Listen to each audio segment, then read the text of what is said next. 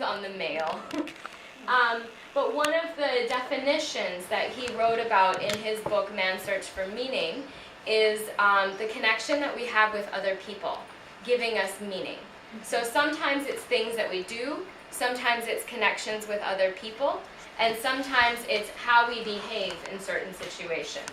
So these would be good questions to ask younger learners to help them to kind of understand themselves. And there was a third one. Does anyone remember the third one?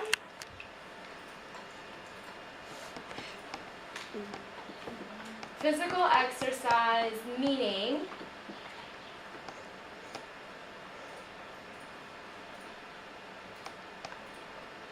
No, meditation. Not in your notes?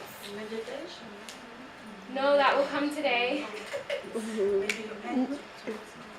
Maybe it's the goal. Attitude, yeah, attitude is important. What Maybe else? it's the goal in your life. Something you have to do. Having a goal, attitude.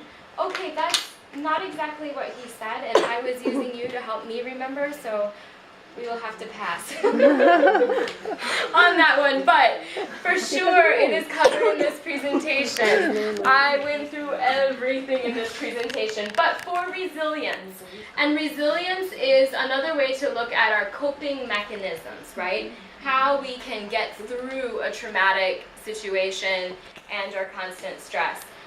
These are good to start with, and we'll look at the rest later. So, for trauma-sensitive classrooms, the first thing that we want to look at is having an empathetic approach. So one of the things that I want to go to before we look at collaboratively working to ensure students feel safe, trusted, and welcome.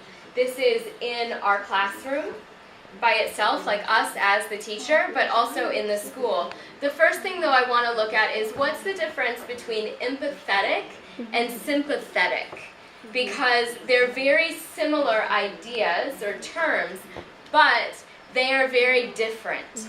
And so the first thing that I want to look at is sympathy. Sympathy is the feeling that you care about and are sorry about someone else's trouble, grief, misfortune, etc. So this is outside. So it's like, oh, I understand you're going through this difficult time. I'm so sorry that this is happening to you.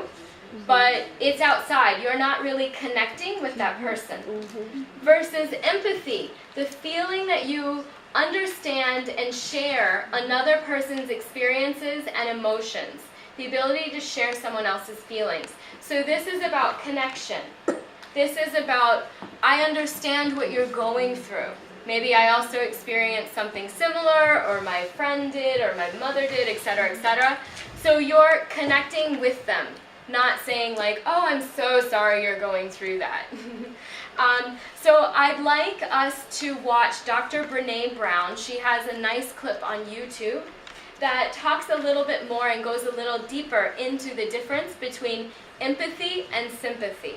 And for us as teachers, we want to focus on empathy, not sympathy, right? Because the whole point, one of the issues that students who are in chronic stress feel is isolation.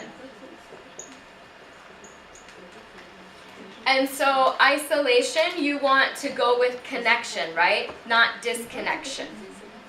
So let's look at what she has to say. While we're watching this, I'd like you to think about how it is relevant to your, sorry, I have to find it. Okay. How is empathy relevant to your role as a teacher? Like, where do you see your role as a teacher in terms of the empathetic approach? All right, let's